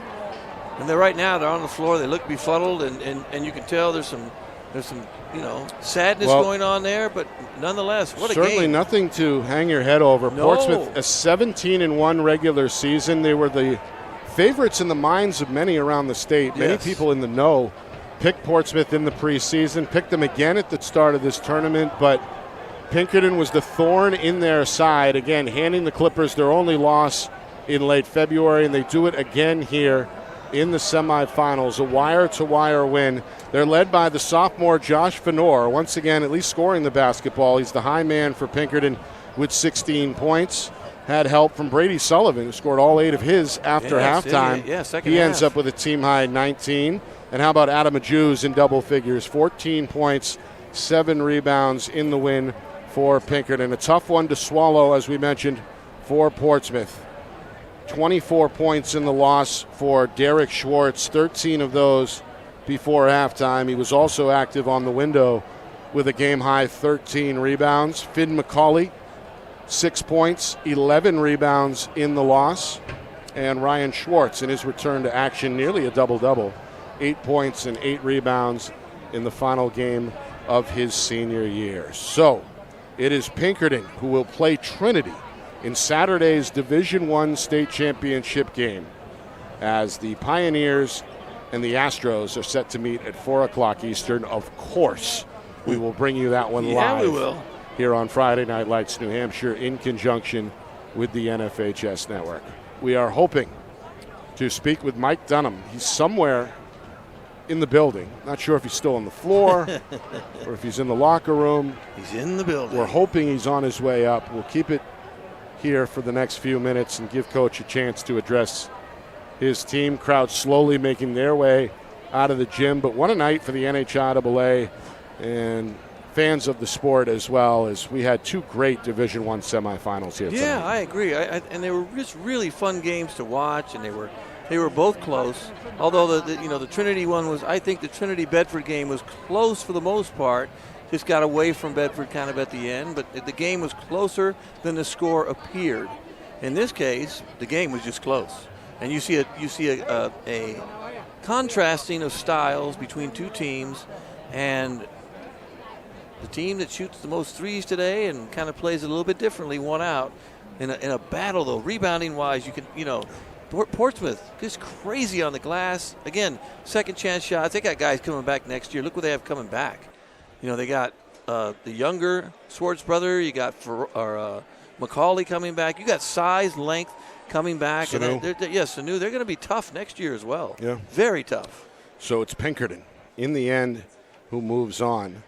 By the way, the tournament had gone chalk, as in the higher seed had won every game up until tonight. The top 2 seeds in the tournament fall, number 1 Portsmouth and number 2 the defending champion Bedford, as number 3 Trinity and number 4 Pinkerton advance. But that just shows you the quality, I think, of the top tier in Division I. It was very close throughout the year. Portsmouth 17-1, Bedford 16-2, both Trinity and Pinkerton at 15-3. And we thought maybe, 6 teams had a chance to kind of get there. Yeah, BG won 14 games. Yeah, too, BG right? was tough. So we thought maybe there were some teams, have a really good chance. We even thought Exeter defensively with their size might have a really good chance of upsetting Portsmouth when they played each other in the playoffs, right? And Portsmouth got them, ended up getting them by 15? Yeah. But defensively they're pretty good. But this game was just, oh man, it was just, wow. We've had a lot of games like that this year, so a lot of fun. Look, coach is out of breath. He's sweating. He's looking like he's haggard and wiped out. Absolutely. But that's okay. Absolutely. Coach, congratulations. Thank you guys so much. I appreciate you. On another thrilling effort. Thank you. Your team puts up 60 in this one, not the accustomed 89 or 90, but just shows in my mind that your team can battle through defensive situations like that. Absolutely. They battled tonight. I just can't get over how much they competed on the defensive end. I mean, holding that team to 58 points, whatever it was, they're just super talented. I mean, I think Ryan Schwartz is probably the best player in the state. I mean, Derek Schwartz, Ryan's just as good. Right. Ryan's great Same too. guy. Yeah, I mean, they're just very well coached. But I can't say enough about the competing, my guys. Yeah, I mean, they survived a gritty basketball game, in my opinion. This was hard fought. You got obviously another big contribution from Josh Venor with his 16 points, and then Brady Sullivan didn't score in the first half, but was active on the glass and was there when you needed him with 8 big points after the break. Yeah, absolutely. And you know, Sully and Fenor and Wilson, I mean, they're what makes us go. And again, they were great tonight. I thought Wilson controlled the pace and Josh controlled the pace. Their zone gave us a little bit of headache, which we got to go over because I know Trinity plays a lot of zone, so we got to go over that. But again, it's a bigger court, so up at Durham, so we're super excited about it. Our goal from day one was to get to Durham, and we're here. How about a Jews tonight? Adam, I mean, you know, he was the first one to the gym today for our shoot around, and he told me, he goes, Coach, I'm very ready for this game. I'm so excited. I know I didn't play great against BG, but I'm ready tonight, and he showed it. Hit 2 threes in the beginning. I don't know. He must have had about 10 or 15 rebounds. I thought he played really, really well. And again, he's been great all year. You know, and I talked to Elliot Ingraham. at halftime, like, hey, Adam's playing great. So I don't know. You know, he goes, Coach, play Adam. He's playing awesome. So I think the fact that the team understands that, I think is huge. So everyone knows their roles. No, that's great. And the game was interesting. I told Nick it's a very a contrast in styles. Yeah. You guys come down, you're trying to get threes and get quick baskets and quick shots, and you attack the basket, but you're still kicking out and getting threes, whereas they're second chance shot. So when you beat them the last time, you kind of knew the formula maybe this time. Is that kind of how you felt? Yeah. 9 all year. You know, it comes out and hits 2 in the semifinal game. They look good. You know, but again, and he has good form and he shoots a lot. And we shoot a lot in practice, too. I think that's the thing. We have a drill, trying to get 75 threes in 5 minutes. You know, so we're shooting, all of them. Elliot Ingraham, we're all shooting threes during practice. And, you know, I just think it's a fun way to play, and the kids enjoy it. 75 threes in 5 minutes. That sounds like the Justin Gorham. Yes, man after my own heart right there. Absolutely. All right, Coach, last question. And I asked this of Coach Farmer. 4 days now to get ready. Less than 4 days for the afternoon's championship. How do you get there? Honestly, we'll go back. We'll watch film. But I think once you get to Durham, it's a coin flip. You know what I mean? I think anyone can win there. And, again, I mean, I went there with Jackson Marshall, and there was no guarantee we were going to win against Nashua North. You know, I think that it's high school basketball, and whatever team shows up and competes the hardest and plays the hardest, I think is probably going to win. They're great. They got us at our place earlier in the year, and I'm really looking forward to the challenge, and I know Coach Farmer's doing a great job, and he'll be ready for us. Coach, congratulations. Awesome. Thank you so much, guys, for coming. Great stuff. Appreciate you guys. Revenge game. I can feel it already. Revenge game. Oh, I love it. Pinkerton is back in the state championship game for the first time in 2 years. Remember, they missed the tournament last year. Overall now 3 trips to the finals in 4 seasons. Runners-up in 23. Champs led by Jackson Marshall in 24. And then, again, we'll face Trinity in 26. For the Pioneers, they're back for the first time since they won it all back in 2022. Justin, your final thoughts here. Well, again, great place to watch a game. Fans were all in, a little too much in here and there, but all in. A little too much, but I mean, they did a nice job with that here, and you're always good with that at the end. But we just saw a couple games that were they were fun to watch, and you can tell guys are excited about playing the physical play, all the fun things that you want to see in a basketball game, especially in a playoff semifinal. You want to see all that. You want to see guys thumping each other around. You want to see diving on the floor, and we've seen all of that. We saw that with the girls the other night. We've seen that with the guys tonight, and I'm sure we're going to see more of it on Saturday and Sunday at UNH for the big win, the championship weekend fever. I'm glad you brought up the ladies. We'll have 2 championship games on the girls' side on Saturday here on the NFHS network, beginning at 12 o'clock noon. D2 and D1 finals. Then Sunday, same thing on the boys' side. D2 and D1 championships. For those who have been following D1 boys, like tonight's game, obviously it is Pinkerton versus Trinity. That game is at 4 o'clock on Sunday. Another wild semifinal in the book for us here at Friday Night Lights New Hampshire. I want to thank our collaborators over at the NFHS Network, Don Boyle and his staff. Flawlessly done once again this season. Looking forward to that partnership continuing both this weekend and for years to come.